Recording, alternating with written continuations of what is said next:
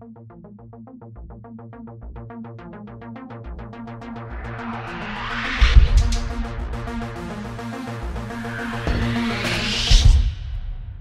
guys, and welcome back to another video. Sorry, I'm under the weather. Haven't been able to stream. Haven't been able to really make videos.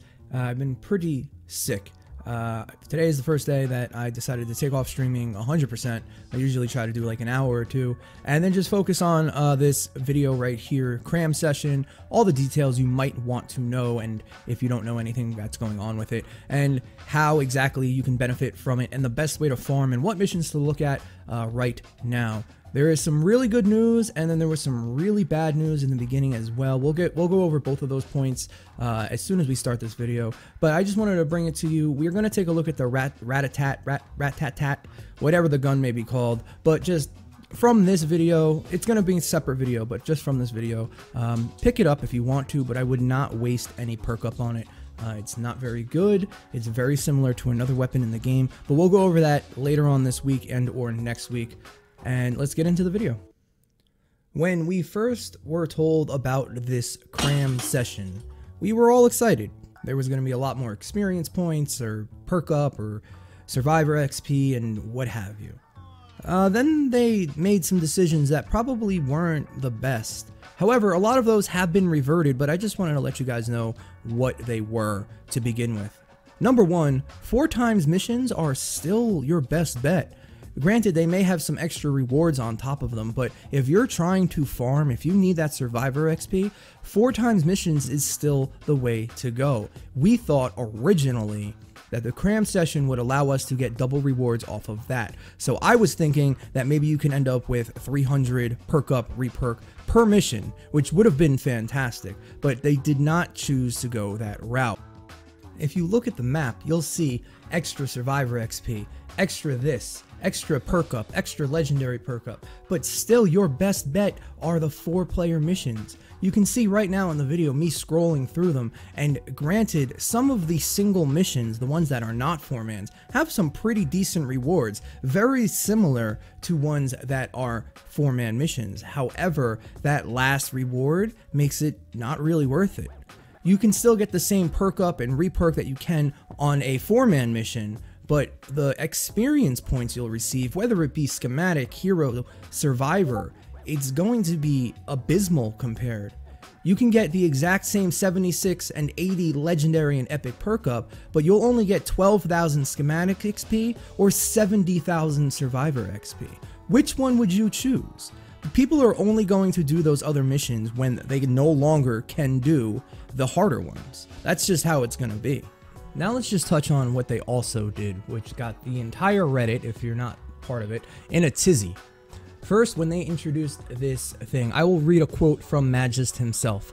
In version 6.0, we introduced the CRAM session mini-event with the primary focus of leveling your heroes, schematics, and survivors for the events to come. To support this, we doubled up the number of rewards given by mini-boss mission alerts, but also restricted the types of items they can grant to strongly focus them on XP, evolution materials, and perk materials. And what this actually means is that they took away V-Bucks. That's what the big uproar was, is that you no longer could farm V-Buck missions, period. They just didn't exist. And then very recently, some of them popped up on the map, and Epic hotfixed them instantaneously to get them away, which is just kind of messed up. People were very, very, very upset about this, and someone did the math, however I can't find the post, that you were losing up to 2,100 V-Bucks if you were an average player getting your 3 dailies done a day plus some V-Bucks missions. 2,100 V-Bucks is an entire Super People llama, which is, let's be honest, the best llama available for people trying to gain power levels.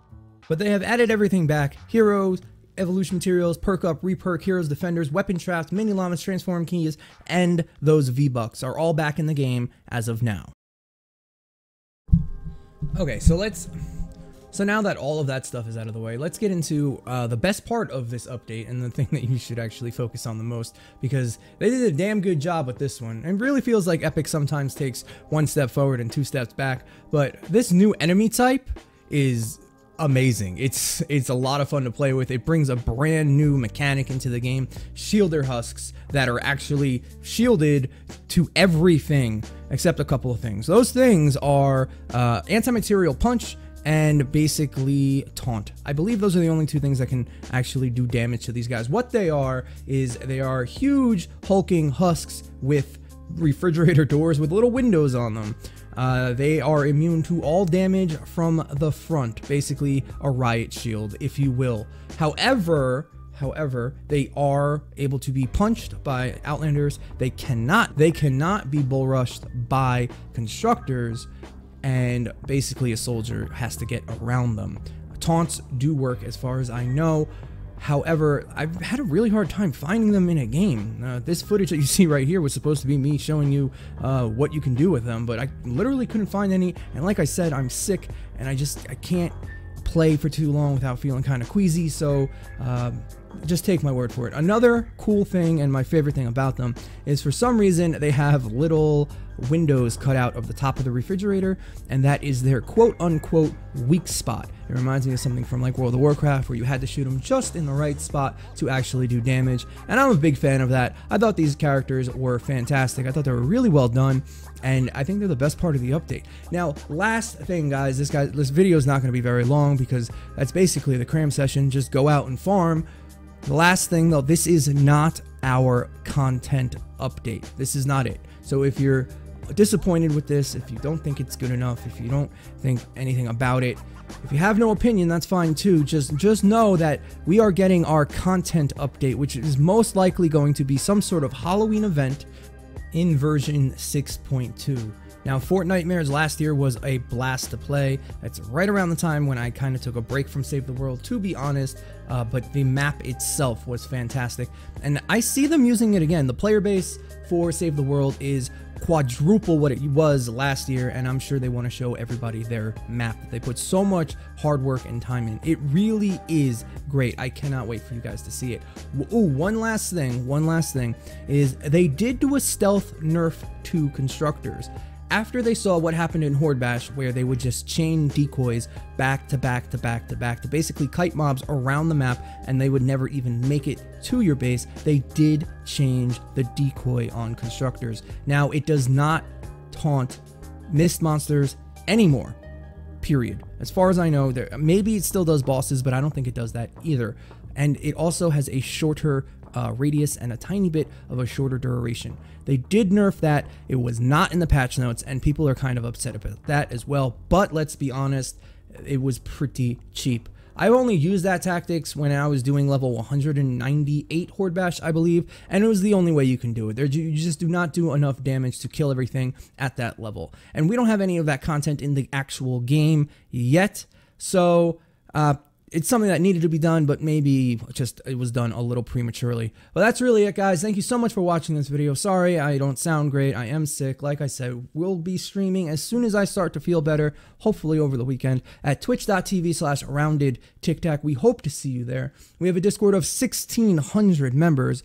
That link will be in the description below. Thank you guys so much for watching. We'll see you next time. Tic Tac.